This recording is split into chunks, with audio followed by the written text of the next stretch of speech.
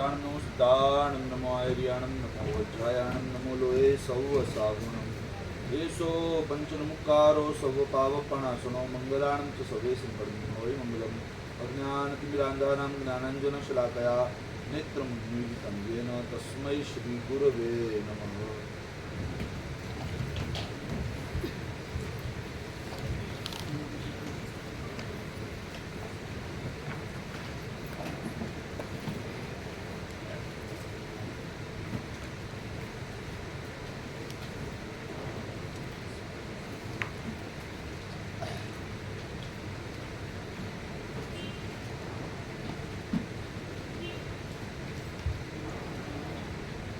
Jainism capsule course का आज छठा दिन।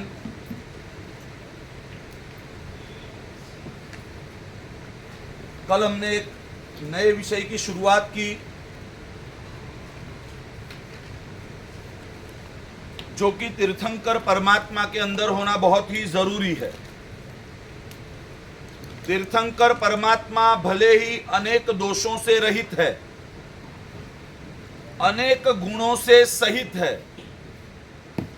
संपूर्ण दोष मुक्त है, संपूर्ण गुण युक्त है, लेकिन वो तो उनकी बात हुई। हमारे लिए वो तीर्थंकर परमात्मा एक्सेप्टेबल कब होंगे? जब उनकी बातें सच्ची होंगी। भले वो अनेक दोषों से मुक्त है, गुणों से युक्त है, लेकिन अगर उनकी बात में सच्चाई नहीं तो गुणों की समृद्धि की वजह से वो हमारे लिए पूजनीय जरूर होंगे, लेकिन अनुकरणीय नहीं बन पाएंगे। दुनिया में भी दो प्रकार के लोग होते हैं। बहुत समृद्धि उनके पास है, या तो वो सज्जन है, अच्छे हैं, तो इस दृष्टिकोण से वो हमारे लिए आदरणीय हो सकते हैं। लेकिन अगर वो सत्य के पक्ष में नहीं है, व्यक्ति अच्छा है, खुद सच्चा है, लेकिन सच्चाई के पक्ष में नहीं है, सच्चाई के लिए बोलने वाला नहीं है, असत्य को अटकाने वाला नहीं है, नरोवा कुंजरोवा एटीट्यूड वाला अगर है, होते हैं हमारे बीच में ऐसे लोग, खुद बहुत सज्जन होते हैं, लेकिन चलने दो जो चल रहा है, कहीं पे कड़वा नहीं बनना है, या तो कहीं पे एक स्टैंड पे खड़ा नहीं रहना है। गंगा गए गंगाराम, जमुना गए जमुनाराम। तो वैसा व्यक्ति अपने सज्जनता की वजह से आदर पात्र हो सकता है, लेकिन सच्चाई के पक्ष में नहीं है, तो वैसा व्यक्ति अनुकरणीय नहीं बन सकता। तो तीर्थंकर परमात्मा मात्र दोषों से मुक्त हो या गुणों से युक्त हो, इतने क्वालिटीज की वजह से वो हमारे लिए पूजनीय हो सकते हैं, लेकिन उनकी कही हुई बातों को अगर फॉलो करना है तो टेस्ट करना पड़ेगा कि उनकी कही हुई बातों में कोई सच्चाई है। उन्होंने जो इतने सारे डूज और डोंट्स बताए हैं, मतलब कि विधि और निषेध जो बताए हुए हैं, उन बातों में अगर सच्चाई नहीं तो उन बातों को हम फॉलो नहीं कर सकते, और करें तो भी हम नुकसान में जाएंगे। तो आज परमात्मा की सत्यवादिता पर हमारी बात चल रही है। परमात्मा ने जो अनंत आज्ञाएं फरमाई, उन अनंत आज्ञाओं को, एक एक चीजों को लेकर तो हम शायद उसे टेस्ट न कर पाए। कुछ चीजों को लेकर टेस्ट करने जाए भी तो कहीं ना कहीं हमारी इंद्रियों की, हमारी बुद्धि की एक लिमिटेशन, एक मर्यादा की वजह से हम उन सारी चीजों को शायद ना समझ पाए। लेकिन ऐसे रूट्स को पकड़ते हैं, ऐसी जड़ को पकड़ते हैं जिससे हमें ये पता चल जाएगा, जिससे टेस्टिंग हो जाएगा कि बोलने वाला जो व्यक्ति है वो सिर्फ लंबी लंबी फेंकता भी है, या उनके बोलने में सच्चाई की एक गूंज है तो हम ऐसे कुछ मुद्दे देख रहे थे कि जिससे हाथों हाथ तीर्थंकर परमात्मा की सत्यवादिता सिद्ध हो जाए, क्योंकि हर एक चीज को हम उलट पलट कर नहीं देख सकते। हमारे सभी की, बोलने वाले सुनने वाले सभी की बुद्धि की एक मर्यादा है। तो हम ऐसे बिंदुओं पर चर्चा कर रहे थे कल कि जिससे इतना तो पता चल ही जाएगा कि ये जो भी थे ये बड़े ही ईमानदार थे, ट्रांसपेरेंट थे, क्योंकि पहले नंबर में उन्होंने अपने दोष, मतलब कि अपनी क्षतियों को, गलतियों को स्वयं ओपन प्लेटफॉर्म पर प्रकट किया है, उसका स्वीकार किया है। मतलब कि अगर मैंने भी मेरे भव भ्रमण के दौरान पाप किए हैं तो पाप भी किए हैं, और उन पापों के फल स्वरूप उसके फल भी, उसके द्वारा आने वाले दुखों को भी मैंने भुगता है, उसके द्वारा आने वाली दुर्गति का भी मैं शिकार हुआ हूं। तीर्थंकर परमात्मा स्पष्ट रूप से कहते हैं कि मैंने भी अपने भव भ्रमण के दौरान ऐसी गलतियां की, चाहे वो पार्श्वनाथ भगवान हो। पार्श्वनाथ भगवान ने भी जब अपने भवों का बयान किया तो कहा कि कमठ ने जब मेरे सर पे पत्थर मारा तो मुझे आर्त ध्यान हुआ। आर्त ध्यान मतलब दुर्ध्यान हुआ, मेरा मन भी बिगड़ा, मेरा मन भी कलुषित हुआ। नॉर्मली हम लोग भी ऐसा नहीं कहते हैं, हम लोग भी छोटी छोटी बातों में अपनी गलतियों को एक्सेप्ट नहीं करते हैं। हम जब भी गुस्सा करते हैं तो हम क्या कहते हैं कि भाई मैं गुस्सा नहीं कर रहा हूं, मैं आपको समझा रहा हूं, बराबर है। ये हमारा जस्टिफिकेशन होता है। मेरे मन में तेरे लिए कुछ नहीं है, मैं तेरे लिए तुझे समझा रहा हूं, क्योंकि मैं ही संत आत्मा हूं, बराबर। लेकिन भगवान पार्श्वनाथ ने ट्रांसपेरेंटली कहा कि जब कमठ ने मेरे सर पे पत्थर मारा तो मुझे आर्त ध्यान मतलब कि दुर्ध्यान हुआ, मेरा मन भी कलुषित हुआ, फल स्वरूप मुझे जानवर का भव, हाथी का भव मिला। उसी तरह महावीर स्वामी भगवान ने जब जब अपनी बातों का वर्णन किया उसमें यही बात आई कि भव भ्रमण के दौरान मैंने गलतियां की, मरीचि के भव में बड़ी बड़ी 2 गलतियां की, उसकी वजह से संसार बहुत लंबा बढ़ गया, ये मेरी गलती थी। उसके फल स्वरूप मुझे नीच गोत्र कर्म बंधा। आगे जाकर मैंने संयम जीवन में ऐसा बैर बांधा कि उसके फल स्वरूप त्रिपुरुष वासुदेव का भव मिला, उसमें बहुत सारे युद्ध किए, हिंसाएं की, शैयापालक के कान में वो पिघला हुआ सीसा डाला, उसे मार दिया। इन सारी क्रूरताओं की वजह से मैं 7वीं नरक में गया। अब कोई ईश्वर ऐसा नहीं कह देगा कि मैं 7वीं नरक में गया, लेकिन मैं गया क्योंकि मैंने गलतियां की। तो ऐसी बहुत सारी चीजें हैं। ऋषभदेव परमात्मा ने उस बैल को खाने में अंतराय किया, उसकी वजह से 400 दिन तक मुझे अंतराय कर्म भोगना पड़ा, मुझे भूखा रहना पड़ा। कोई सर्वशक्तिमान अपने आप को समझने वाला इतना ट्रांसपेरेंटली अपने दोषों को, अपनी गलतियों को ओपन प्लेटफॉर्म पे प्रकट नहीं करेगा। तो ये पहला प्रूफ है कि तीर्थंकर परमात्मा यथार्थवादी है। हम किस विषय पर चर्चा कर रहे हैं? तीर्थंकर की यथार्थवादिता मतलब कि सत्यवादिता। संस्कृत शब्द है, जैसे कि मैं आपको बताऊं, ये क्या लिखा हुआ है? ये क्या है? अज्ञान। ये अज्ञान जिसके अंदर रहता है उसे क्या कहते हैं? अज्ञानी।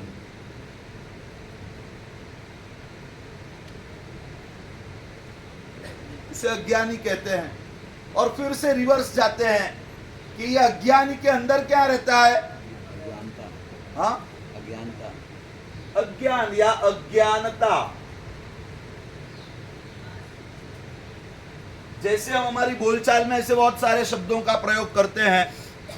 मधुरता मतलब मधुरपना, बराबर है।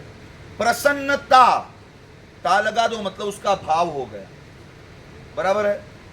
तो उसी तरह अज्ञानपना मतलब अज्ञानता, उसी तरह यथार्थवादीता या तो सत्यवादीता मतलब सत्यवादीपना, ऐसा ही बोलते हैं ना। सत्यवादीता, यथार्थवादीता मतलब तीर्थंकर के अंदर कितनी सच्चाई है उसको हम टेस्ट कर रहे हैं। पहले नंबर में तो वो अपनी गलतियों को प्रकट करते हैं, स्वीकारते हैं, एक्सेप्ट करते हैं। नंबर 2, वो अपनी मर्यादाओं का स्वीकार करते हैं, मतलब कि सर्वशक्तिमान होने के बावजूद बचपन में उन्हीं के चरित्र में आता है कि एक बाएं पैर का अंगूठा स्पर्श करने मात्र से वो इतने शक्तिमान होते हैं कि मेरू पर्वत को भी जो हिला सकते हैं और हिला दिया था। और वही तीर्थंकर परमात्मा अपने चरित्र में आगे जाकर कहते हैं कि भाई जहां पर कर्म का मामला है, मेरू पर्वत को भले मैंने पूरा नचा दिया, लेकिन जहां पर कर्म का मामला है तो जिसने कर्म बांधे हैं उसी को वो भोगने पड़ते हैं। एक व्यक्ति के बांधे हुए कर्म को दूसरी कोई भी व्यक्ति आकर उसमें कोई फेरबदल या उसे कम नहीं कर सकती, नहीं करवा सकती। चलो ये जो है ना, ये ऐसे बोलो तो ये लाचारी है ना, ऐसे देखो तो फिर आप भगवान कैसे? हमारा प्रश्न यही होगा कि हम भी, हमारे जीवन में भी जो आता है वो हमें भोगना पड़ेगा, आपके जीवन में भी जो आता है वो आपको भोगना ही पड़ेगा, तो आप भगवान कैसे? यही लाचारी जिसको हम हमारी लिमिटेशन कहते हैं कि भाई मैं तो इतना ही कर सकता हूं, इससे आगे तो जो आए मुझे भोगना ही पड़ेगा। पहले नंबर में तो इसमें से 2 पॉइंट हमें पता चलते हैं। पहले नंबर में तो वो स्वीकारते हैं कि कर्म तीर्थंकर को भी होते हैं, मतलब ईश्वर भी कर्म से बंधा हुआ होता है, वैसा वो एक्सेप्ट करते हैं और उन कर्मों को खुद ही भोगना पड़ता है। जिसके जन्म समय मेरू पर्वत पर अभिषेक हुए, करोड़ों देवी देवता जिसकी भक्ति में तैनात थे, वैसे तीर्थंकर ने भी कहा कि अपने खाते को सुलटाने के लिए, अपने कर्मों को सुलटाने के लिए दूसरा कोई काम नहीं लगता है, वो खुद को ही भोगना पड़ता है। वो अपनी मर्यादा बताते हैं और इसके द्वारा भी पता चलता है कि तीर्थंकर परमात्मा की आत्माएं एकदम ट्रांसपेरेंट है, एकदम ईमानदार, जो जैसा है वैसा जगत के सामने रखने वाले हैं। तीसरे नंबर पे जाते हैं। ऐसे तो तीर्थंकर की आत्माएं, आयुष्य के अंत की अगर बात की जाए तो सर्वशक्तिमान होती है, काल के ऊपर विजय करने वाली होती है, मतलब कि काल जयी होती है। अब उन तीर्थंकर परमात्मा के ऊपर काल का कोई प्रभाव काम नहीं करता, बस उनको राह देखनी है, आयुष्य खत्म हो और वो मोक्ष में जाने वाले हैं। मतलब कि काल के ऊपर विजय प्राप्त कर चुके हैं और तो भी वैसे तीर्थंकर परमात्मा काल की गति को स्वीकारते हैं, काल की गति का स्वीकार करते हैं। मतलब कि इंद्र महाराजा ने जब परमात्मा को कहा कि प्रभु आप क्षण मात्र के लिए आपका आयुष्य बढ़ा दीजिए, ऐसा कोई एक ग्रह था भस्म राशि नाम का ग्रह, जो महावीर स्वामी परमात्मा के जन्म नक्षत्र के साथ संयोग में आने वाला था। यह घटना हम सभी ने सुनी होगी। भस्म राशि नाम का एक ग्रह जो भगवान महावीर स्वामी के जन्म नक्षत्र के साथ संयोग में आने वाला था, और अगर उस समय परमात्मा का निर्वाण होता है तो ग्रहों की अलग अलग असर होती है। कुछ ग्रहों की ऐसी असर होती है कि वो अगर आपके जन्म नक्षत्र के साथ संयोग में आए और उसी समय अगर व्यक्ति का आयुष्य पूर्ण हो जाए तो उस व्यक्ति के द्वारा शुरू किया गया कोई भी काम, कोई भी इंस्टीट्यूशन, कोई भी ऑर्गेनाइजेशन वो लंबा अच्छे तरीके से नहीं चलता, वो अच्छे तरीके से नहीं चलता। तो इंद्र महाराजा ने विनती की कि प्रभु आपके जन्म नक्षत्र में भस्म राशि नाम का ग्रह प्रवेश कर रहा है अगर इस समय आपका निर्वाण होता है तो भविष्य में जैन शासन को आने वाले 2000 वर्षों तक अनेक मुश्किलों में से गुजरना पड़ेगा। तो आप क्षण मात्र के लिए आपका आयुष्य बढ़ा दीजिए। जो सर्वशक्तिमान है, काल की मर्यादाओं से परे हैं, उनको अगर 2 मिनट बढ़ानी है तो क्या प्रॉब्लम क्या है? कुछ नहीं तो ऐसा बोल तो सकते ही थे ना कि भाई 2 मिनट क्या चीज है। हाँ, ये तो मेरे लिए चुटकी का काम है। हाँ, मैं तो कुछ भी कर सकता हूं, मैं तो दुनिया को अपसाइड डाउन कर सकता हूं, तो ये क्या चीज है? लेकिन नहीं, तीर्थंकर परमात्मा की आत्माएं काल की गति को स्वीकारती है। भगवान महावीर ने कहा कि इंद्र महाराजा, ये शायद आपका मोह बोल रहा है, ये आपकी समझदारी नहीं बोल रही है।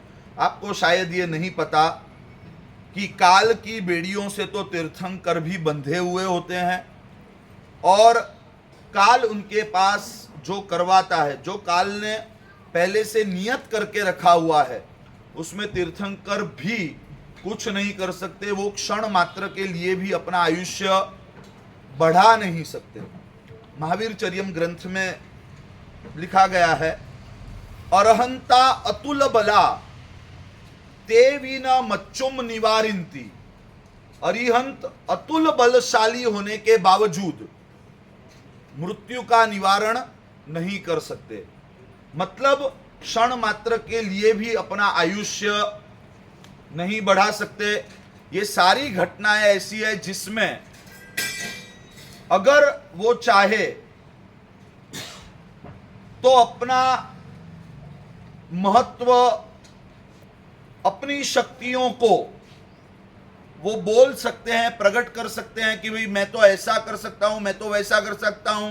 जैसे कि अन्य ग्रंथों में आता है, मैं ही पृथ्वी हूं, मैं ही पानी हूं, मैं ही अग्नि हूं, मैं ही हवा हूं, मैं ही पूरा ब्रह्मांड हूं, मुझी से सब कुछ है, मेरे बिना एक पत्ता भी हिल नहीं सकता, एटसेट्रा एटसेट्रा। ऐसी बहुत सारी बातें हैं। लेकिन तीर्थंकर परमात्माओं ने कभी भी अपने आप को ईश्वरीय शक्ति के स्वरूप में प्रस्तुत नहीं किया। एक मनुष्य या एक जीव मात्र के ऊपर कर्म का जितना इन्फ्लुएंस होता है, उतना ही इन्फ्लुएंस तीर्थंकर के ऊपर भी होता है। ये सत्य वो खोलकर बोलते हैं, क्योंकि तीर्थंकर है, लेकिन जन्म से कौन है? मनुष्य है। तो वो कर्म की असर, कर्म का प्रभाव संसार के हरेक जीवों पर जैसा है, वैसा ही मुझ पर भी है। हाँ, कर्म मुक्त होने के बाद मेरा स्वरूप बदल जाएगा, वो बात अलग है। लेकिन जब तक मैं कर्म से बंधा हूं, तब तक मैं भी संसारी जीव हूं, और सभी के ऊपर कर्म जैसे असर करती है, वैसे मेरे ऊपर भी करता है कर्म। ये बोलने की हिम्मत यही दिखाता है कि ये तीर्थंकर परमात्मा की यथार्थवादिता है। 3 मुद्दे बराबर है। और आखिरी मुद्दा, सबसे महत्व का मुद्दा है,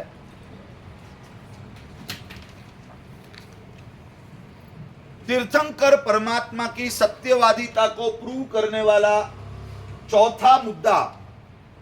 सीधी बात है,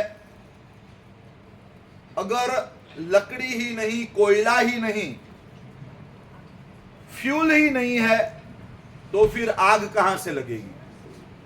उसी तरह जिनके अंदर असत्य बोलने का कोई कारण, कोई वजह ही नहीं बची है, वो असत्य क्यों बोलेंगे? जिनके अंदर असत्य बोलने का कोई कारण नहीं है, तो ऐसे कौन से कारण हो सकते हैं जो असत्य, जिससे व्यक्ति असत्य बोलता है? मतलब व्यक्ति के पास झूठ बुलाए, ऐसे कौन से कारण हो सकते हैं? आप लोग सोचो कि आप झूठ क्यों बोलते हो? कोई भी झूठ बोलते हो तो उसके कौन कौन से कारण हो सकते हैं? हाँ, नहीं बोलते ऐसा तो नहीं है ना? जैसा सन्नाटा है वैसे तो ऐसा लग रहा है कि पूरा क्लास हरिश्चंद्र राजाओं से ही भरा हुआ है। ये अभी स्वीकार लेंगे तो बहुत लोग आपसी वाले बैठे ना, पता चल रहा है। घर वाले बैठे हैं, बाद में रिवर्स हो जाएगा। नहीं, क्या झूठ बोलते हो वो छोड़ो, सिर्फ किस वजह से बोलते हो ये बताओ। वजह भी निकल जाएगी, घर वाले बैठे ना। भय से भी झूठ बोलता है।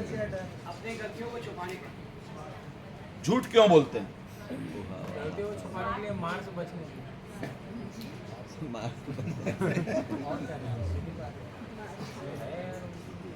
देखिए, व्यक्ति झूठ बोलता है, झूठ बोलने के कुछ कारण होते हैं, शास्त्र के दर्पण में ही देखेंगे इसको। पाक्षिक सूत्र है, जो पक्षी सूत्र हर 15 दिन में प्रतिक्रमण में जो बोला जाता है, या तो संवत्सरी और चौमासी चौदस को बोला जाता है, जो वो जो पक्षी सूत्र है, उस पक्षी सूत्र के अंदर असत्य बोलने के कुछ कारण बताए गए हैं। आप देख लो, कोई एकाध कारण नहीं है। महेंद्र जी गलतियों को छुपाने के लिए बोलते हैं, लेकिन ऐसे भी बोलते हैं। मैं आपको समझाता हूं, आप देखोगे आपको पता चल जाएगा। नहीं, बात तो सच है। हाँ, झूठ बोलने के कौन कौन से कारण हो सकते हैं, तो वहां पे बोला है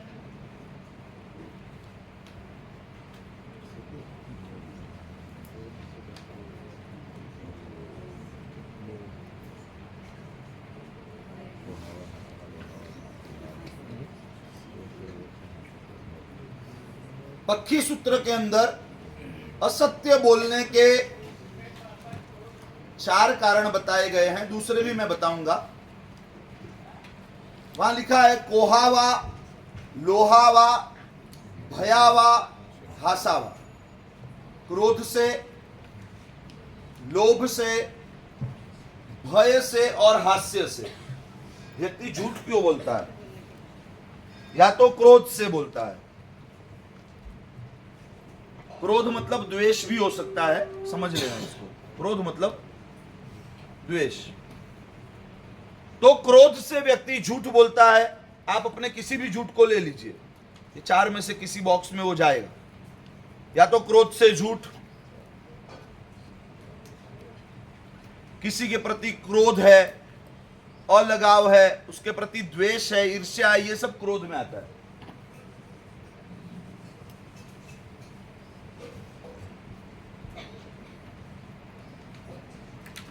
कोई व्यक्ति आपको पूछेगा कि देखो भाई, मेरे बेटे की उम्र 24 साल हो गई है,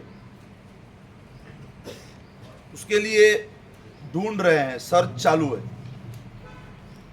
ये आपके जो रिलेटिव है ना, उसकी बेटी नजर में आई है, तो क्या करने जैसा है, आगे बढ़ने जैसा है?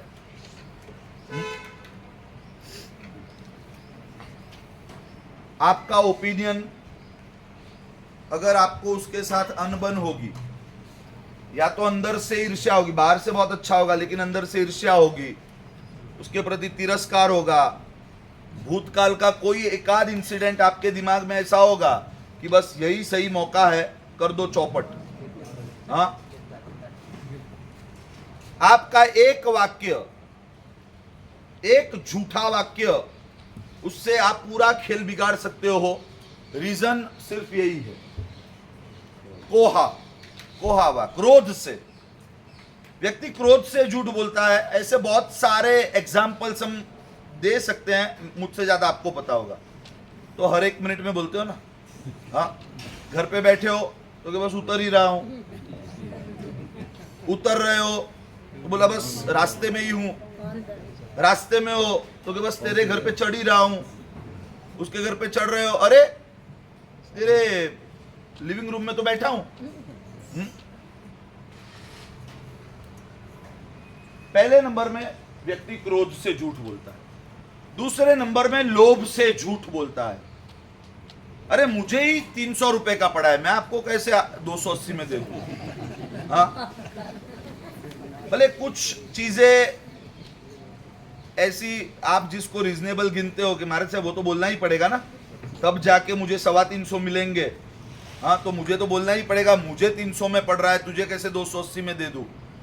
छोटा झूठ या बड़ा झूठ, लेकिन ऐसा बोल सकते हैं कि दुनिया में बहुत सारे झूठ जो है वो लोभ की वजह से।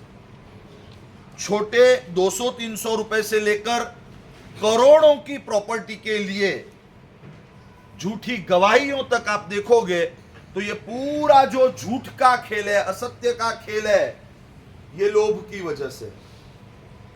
व्यक्ति क्रोध से झूठ बोलता है, लोभ से झूठ बोलता है, भय से मतलब कि डर से झूठ बोलता है। आपने जो कारण बताया, क्या कारण बताया? झूठ क्यों नहीं बोलना? अपनी गलतियों को छुपाने के लिए, क्योंकि अपनी गलती प्रकट करेंगे या तो मैं बुरा लगूंगा या तो सामने वाला मुझे दो बुरी बातें सुना देगा, ऐसा कुछ भी होगा। मेरे हाथ से कुछ टूट गया, उसको बराबर संभाल के रख दिया, ऐसे करके रख दिया जैसे मेरे हाथ से टूटा ही नहीं है। फिर वहां गए और हाथ लगाया, अरे अरे ये तो टूट गया है, किसने तोड़ा किसने तोड़ा किसने तोड़ा? वो बोलेगा तूने तोड़ा तूने तोड़ा तूने तोड़ा। भय से, क्योंकि डर है, और वो डर आपके पास झूठ बुलाता है। तो झूठ बोलने का तीसरा कारण है भय, और झूठ बोलने का चौथा कारण खामखा, हास्य में हंसते हंसते, अप्रैल फूल। चौथा कारण व्यक्ति झूठ बोलता है, हास्य से बोलता है। तो हम टेस्ट कर लें कि तीर्थंकर परमात्मा में झूठ बोलने के इसमें से कोई भी कारण, कोई भी वजह उनके अंदर बची है कि नहीं? तीर्थंकर के अंदर क्रोध है? हाँ, नहीं है। 18 दोषों से मुक्त है, उसी के अंदर आ गया। छठे क्रोध था, सभी नहीं आएंगे लेकिन आ जाएगा। लोभ है? नहीं है। भय है? नहीं है। हास्य है? हास्य भी नहीं, क्योंकि एक राग का प्रकार है। हास्य क्या है? राग का प्रकार है। ये राग का प्रकार है, ये द्वेष का प्रकार है, ये राग का प्रकार है, ये द्वेष का प्रकार है। ऐसे देखने जाओ तो ये घूम फिर के सब उन्हीं दो पे आ जाएगा। हाँ, दो बड़े गुंडे, बराबर है। तो जिसके अंदर राग द्वेष नहीं है, जिसके अंदर झूठ बोलने की कोई वजह ही नहीं है, वो झूठ क्यों बोलेंगे? उसी के साथ साथ एक चीज देख लेते हैं, अभी बता ही दिया है आपको, लेकिन झूठ बोलने के दूसरे 3 कारण हमारे यहां दिखाए गए हैं एक जगह पर।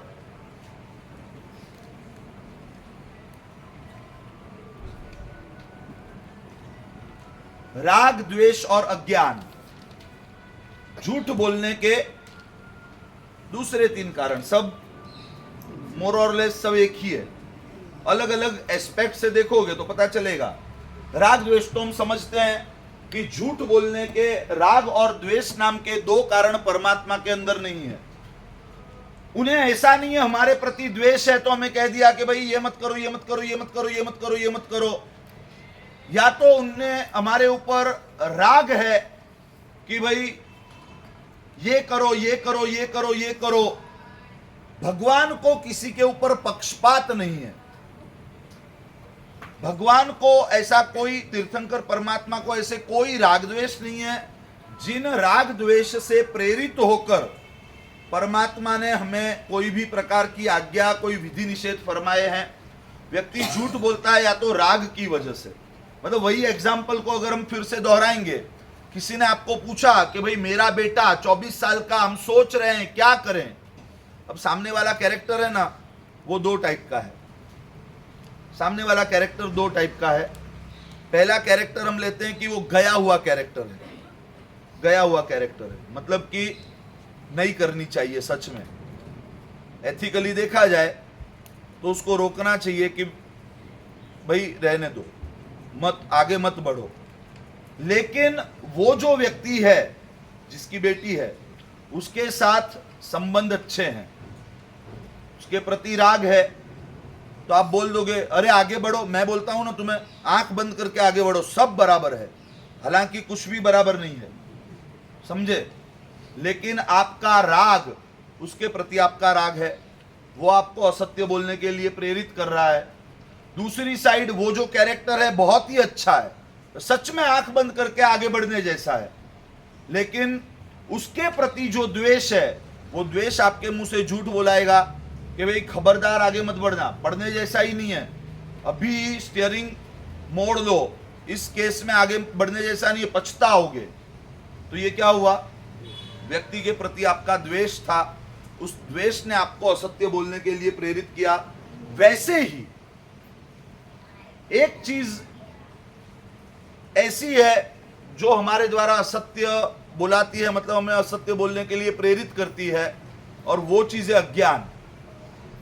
किसी व्यक्ति ने जब आपको कोई सवाल पूछा तो जरूरी नहीं है कि हर एक बॉल खेलना चाहिए। हम क्या करते हैं, हर एक बॉल खेलते हैं, लग गया तो चौका, लग गया तो छक्का, नहीं तो डंडे गुल। हर एक बॉल खेलना जरूरी नहीं है, हर एक सवाल का जवाब देना जरूरी नहीं है। कभी यह भी बोलना सीखो कि भाई मुझे नहीं पता है। कभी सच में आपको अगर नहीं पता है, उसने पूछा कि भाई उसके लिए सोच रहे हैं, कैसा है, क्या है, आपको पता है, तो आप राग द्वेष से पर होकर, एक्चुअली तो ये गुड्डे गुड़िया बिहाने का काम श्रावक का नहीं होता है। मैं एक एग्जाम्पल दे रहा हूं सर। आपको पता है, आप एकदम निष्पक्ष रूप से कोई बात कर रहे हो तब तक ठीक है, लेकिन ऐसी बहुत सारी चीजें हैं जो आपको नहीं पता है।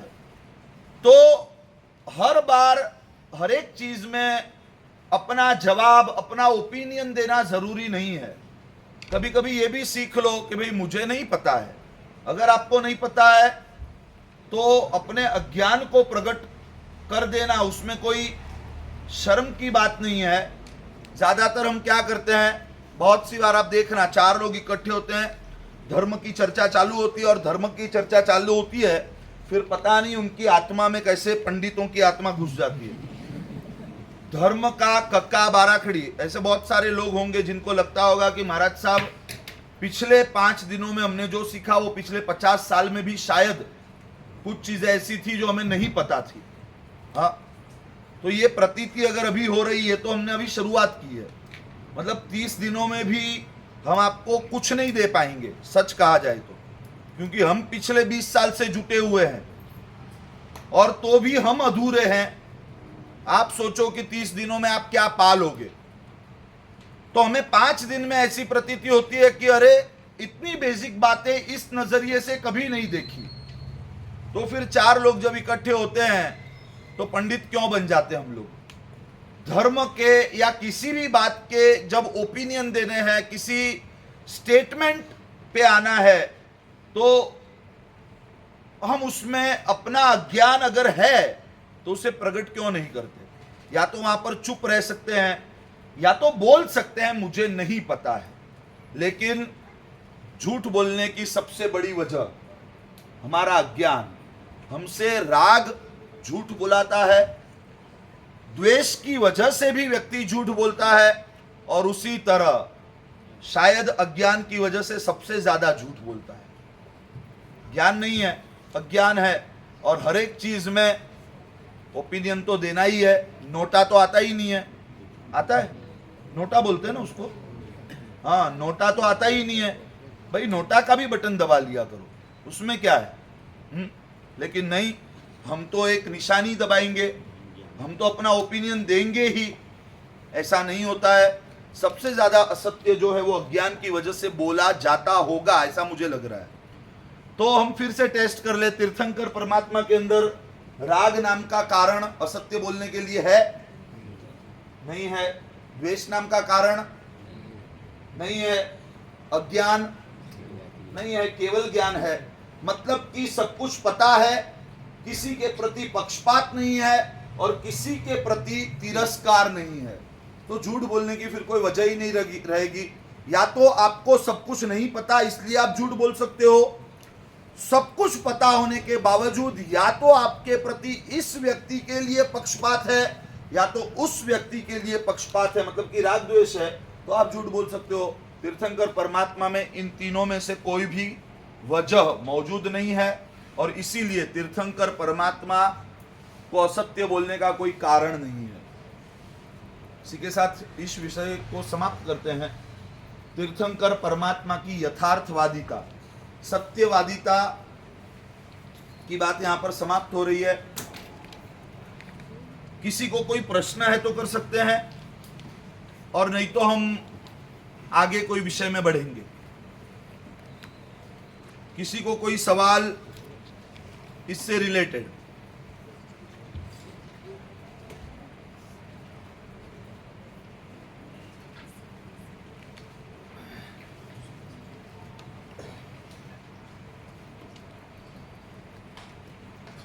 किसी को कोई सवाल?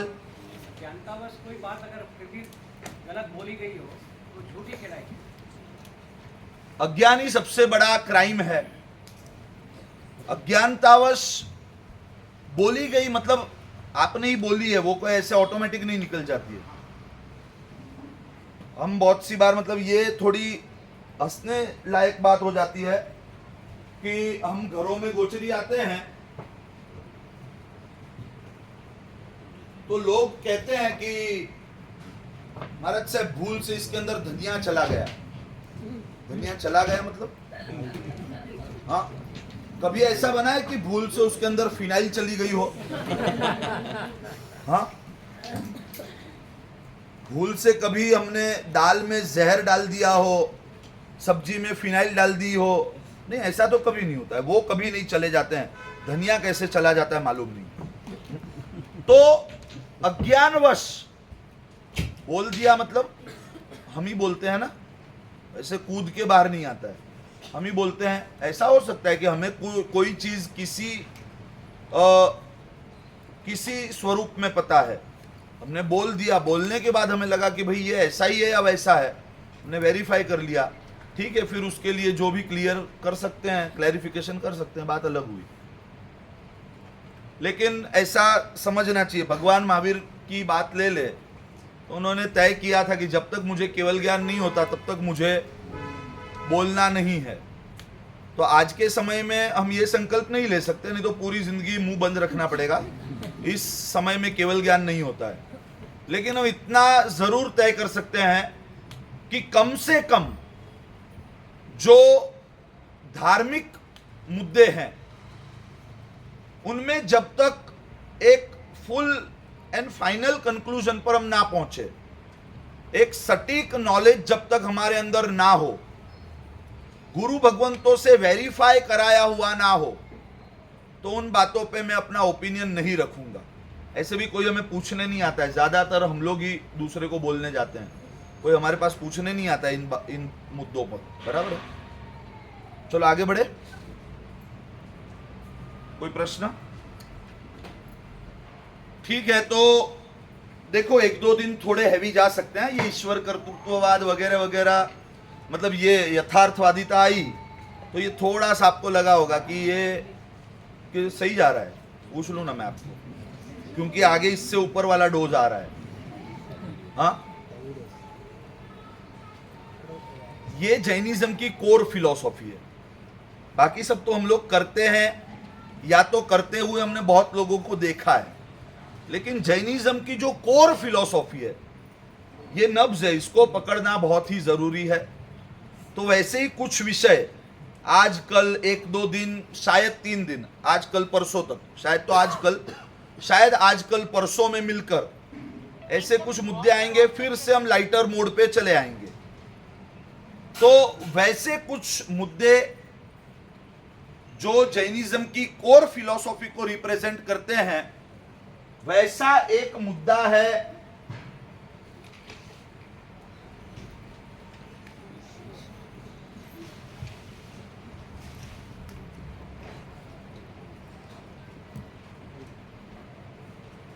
शब्द ही बड़ा भारी भरकम है, यथार्थवादिता। फिर वो सत्यवादिता आया तो थोड़ा सा डाइल्यूट हुआ, फिर इज इक्वल टू सच्चाई, ये एकदम डाइल्यूट हो गया कि हमारे साहब ये बराबर है, आप ऐसे ही शब्दों का इस्तेमाल कीजिए, बराबर है। ये भी बड़ा भारी भरकम शब्द हो सकता है अगर आपने पहले ना सुना हो तो। ईश्वर कर्तृत्ववाद, नया पेज बनाना है, नया पेज ही बनाएंगे, ऊपर हेडिंग दे देंगे ईश्वर कर्तृत्ववाद। पहले इसको लिखना कैसे वही बता देता हूं। ईश्वर तो बराबर है, इजी है, फिर क है, फिर त के नीचे रू, ऋषि का रू, ऊपर आधा र, रेफ, क, कृषि जैसे लिखते हैं वैसे क्रू, सॉरी त के नीचे कर्तृत्व।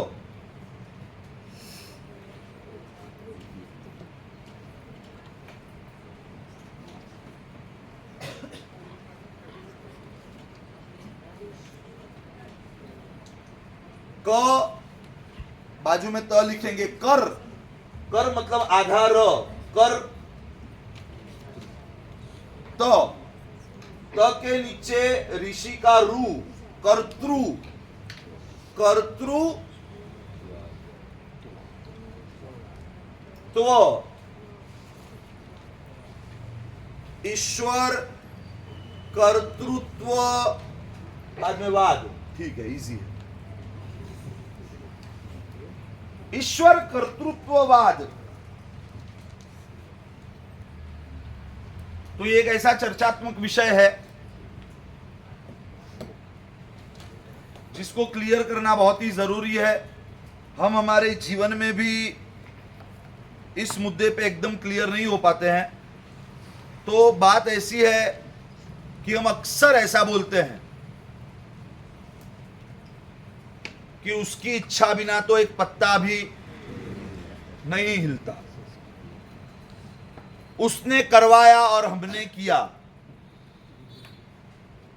उसी ने पूरी दुनिया बनाई, ये नदी, ये पहाड़, ये झरने, ये धरती, ये आकाश, दुनिया में जो कुछ भी किया हुआ है वो उसका किया हुआ है। उसकी इच्छा के बिना एक पत्ता भी नहीं हिलता। तो इस दुनिया में जो कुछ भी हो रहा है वो उसके इशारे पर हो रहा है। वही इस सृष्टि का संचालक है, मतलब बनाने वाला, चलाने वाला, और आखिर में जाकर इस सृष्टि का नाश करने वाला भी कौन है? ईश्वर है। मतलब इस दुनिया में जो कुछ भी करने वाला है वो ईश्वर है। इस मान्यता को कहते हैं ईश्वर कर्तृत्ववाद। ईश्वर कर्तृत्ववाद का मतलब क्या?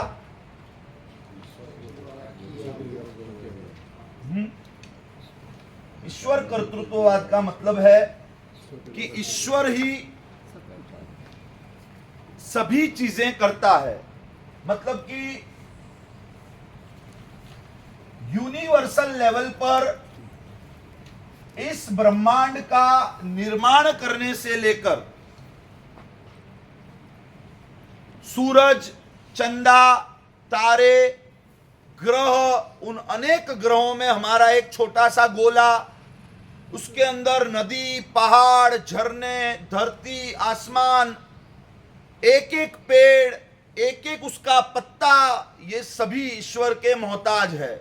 ईश्वर ने ही इसको बनाया है, वही इसको चला रहा है और वही समय आने पर इसका नाश करेगा, ऐसा मानना, इसका नाम क्या है? ईश्वर कर्तृत्ववाद। मतलब हमारी बोलचाल की भाषा में हम बोलते हैं ईश्वर इच्छा बली असी। भाई भगवान को जो अच्छा लगा उसने किया, जीवन में कुछ अच्छा बना, ऊपर वाले ने, जीवन में कुछ बुरा बना, ऊपर वाले की जैसी इच्छा। ये सारी बात हमारी बोलचाल की भाषा में भी आती है। और दुनिया के ज्यादातर धर्म इसी फिलॉसफी को फॉलो करते हैं। ईश्वर के अलग अलग भले ही नाम हो, कोई गॉड बोले, कोई खुदा या अल्लाह बोले, कोई ईश्वर बोले, कोई सर्वशक्तिमान बोले, जो जो भी नाम दे, पूरी दुनिया ऐसा मानती है कि ईश्वर ही सभी चीजों का कर्ता हर्ता है। तो जैन फिलॉसफी इस बारे में क्या कहती है? जैन फिलॉसफी क्या कहती है? सिद्धि तप वाले अगर बैठे तो हाथ ऊपर करेंगे। बोलो, सिद्धि तप किसने करवाया? हाँ, सिद्धि तप किसने करवाया? हाँ, किसने करवाया? हाँ, बस यही बात है। हम सभी के पास अधूरा सत्य है। कोई कहता है भगवान ने करवाया, कोई बोलते हैं महाराज साहब ने करवाया, कोई कहता है कि हमारे लिए तो आपने ही करवाया। बराबर है। ईश्वर कर्तृत्ववाद के पीछे भी यही फिलॉसफी है कि इस दुनिया में सब कुछ ईश्वर करवा रहा है। चलो मान लिया कि सिद्धि तब ईश्वर ने करवाया, तो पारणा भी वही करवा रहा होगा ना। हाँ, अब जो रेडी पे जाके खड़े होंगे, जो चाउमीन, हाँ, जो मंचूरियन सब चल रहा होगा, अगर सिद्धि तब ईश्वर ने करवाया तो ये चाउमीन और मंचूरियन भी तो ईश्वर ही आपको चम्मच में भर भर के खिला रहा होगा। हाँ, तो एग्जैक्टली जैन धर्म इसके लिए क्या मानता है? हम अपनी बोलचाल की भाषा में बोलते हैं देव गुरु पसाय, परमात्मा की कृपा है, मैंने तो किया ही नहीं, भगवान ने करवा दिया, ये तो संभवनाथ भगवान ने करवाया है। सही बात है, संभवनाथ भगवान ने ही करवाया है, मैंने नहीं किया है, ये भगवान ने ही करवाया है, ये भगवान की ही कृपा है, उसकी इच्छा थी तभी ये हुआ है, सब बात बराबर। कोर फिलॉसफी के चश्मे पहनकर देखेंगे कि जैनिज्म इस विषय में क्या मानता है। तो जैनिज्म ईश्वर कर्तृत्ववाद को नहीं स्वीकारता। जैनिज्म, अब ये कोर फिलॉसफी, इसको समझना और इसको बैलेंस भी कर लेंगे बाद में, लेकिन अभी प्योर 24 कैरेट की बात सुन लो कि जैन धर्म हमारी लाइफ में ईश्वर को मानते हैं। हम लोग, ध्यान रखना, हम तीर्थंकर को मानते हैं, हम ईश्वर को मानते हैं, वो सर्वशक्तिमान है ये भी मानते हैं, उनका हमारे ऊपर बहुत उपकार है वो भी हम मानते हैं, लेकिन उनका हमारी लाइफ में एक्टिव रोल जैनिज्म नहीं मानता है, पैसिव रोल मानता है। सिद्धि तप का आइडिया किसने दिया? तीर्थंकरों का आइडिया है। यह आइडिया किसका है? सिद्धि तप का आइडिया तीर्थंकरों का है, तपस्या करने का आइडिया तीर्थंकरों का है, बराबर है। तपस्या के राह पर आज तक लाखों करोड़ों लोगों को माइलस्टोन बनकर, साइन बोर्ड बनकर अंगुली निर्देश करने का काम तीर्थंकरों का ही था। लेकिन बराबर समझना, जैन धर्म ईश्वर को मानता है, ईश्वर के उपकारों को भी मानता है, ईश्वरीय शक्तियों को भी मानता है, और ईश्वर के पैसिव रोल, मतलब कि इनडायरेक्ट किरदार को मानता है, लेकिन ईश्वर के एक्टिव रोल को, जैसे कि हर एक धर्म मानते हैं कि भाई ये तो खुदा कर रहा है, ये तो भगवान कर रहा है, ये तो गॉड कर रहे हैं, पूरी दुनिया, मतलब एक चीज यहां से यहां भी हो गई तो ईश्वर की इच्छा से हो रही है। जैनिज्म ईश्वर के एक्टिव रोल को नहीं मानता, और इसी वजह से दुनिया के जो प्राचीन दर्शन है, प्राचीन जितने भी धर्म है, वो जैन धर्म को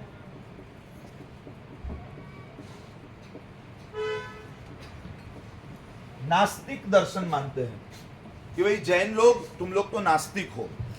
क्यों? क्योंकि तुम लोग भगवान को नहीं मानते। भाई हम भगवान को मानते हैं, हम ईश्वर को मानते हैं, ईश्वरीय शक्ति को मानते हैं, ईश्वर के उपकारों को मानते हैं। हमारे जीवन में जो कुछ भी अच्छा है उसमें ईश्वर का इनडायरेक्ट कनेक्शन है, हम मानते हैं, लेकिन एक्टिव रोल को नहीं मानते। वो बोलते हैं कि ये इतना सब कुछ भगवान कर रहा है, अगर तुम नहीं मान रहे हो तो तुम नास्तिक ही हो। तो ऐसे प्राचीन दर्शनों में, भारत के जितने भी प्राचीन धर्म है, वो सभी प्राचीन धर्म जैन धर्म को क्या मानते हैं? नास्तिक। क्यों? वो कहते हैं तुम भगवान को नहीं मानते, हम कहते हैं हम भगवान को मानते हैं, हम भगवान का डायरेक्ट इंटरफियरेंस नहीं मानते। समझे? पॉइंट क्लियर है? बराबर है। तो जैन दर्शन क्या मानता है? चलो उस पर भी तो चर्चा होनी चाहिए। पूरी दुनिया मानती है कि सब कुछ ईश्वर कर रहा है, और जैन धर्म अगर ऐसा नहीं मानता है तो जैन धर्म क्या मानता है, इस पर भी चर्चा होनी चाहिए। तो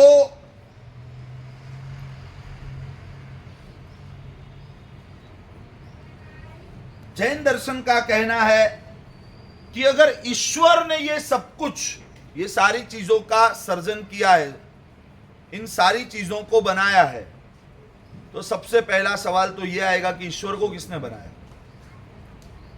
बहुत ही तर्कबद्ध रूप से हमारी जो भी बातें चलेगी, बहुत ही तर्कबद्ध रूप से चलेगी कि चलो मान लिया ईश्वर ने पूरा ब्रह्मांड बनाया, आकाश गंगाएं बनाई, ग्रह नक्षत्र तारे सूरज चंदा, अनंत ब्रह्मांड के अंदर अनंत गोले प्लैनेट्स बनाए। हमारे प्लैनेट्स के ऊपर जो कुछ भी दिख रहा है, चलो ईश्वर ने बनाया मान लिया, लेकिन उस बनाने वाले को किसने बनाया? और आप कहोगे कि उसको बनाने वाले को और एक ने बनाया, तो फिर उसको किसने बनाया? उसको किसने बनाया? उस बनाने वाले को किसने बनाया? ये पूरी रिवर्स में एक चेन जाएगी, उसका कहीं पे एंड नहीं आएगा कि किसको किसने बनाया। आप कुछ पूछ रहे थे, बोलिए। कुछ है तो पूछिए, दिक्कत नहीं। हाँ, आगे आगे बात आएगी। तो ईश्वर को किसने बनाया, ये एक प्रॉब्लम आएगा। दूसरे नंबर पर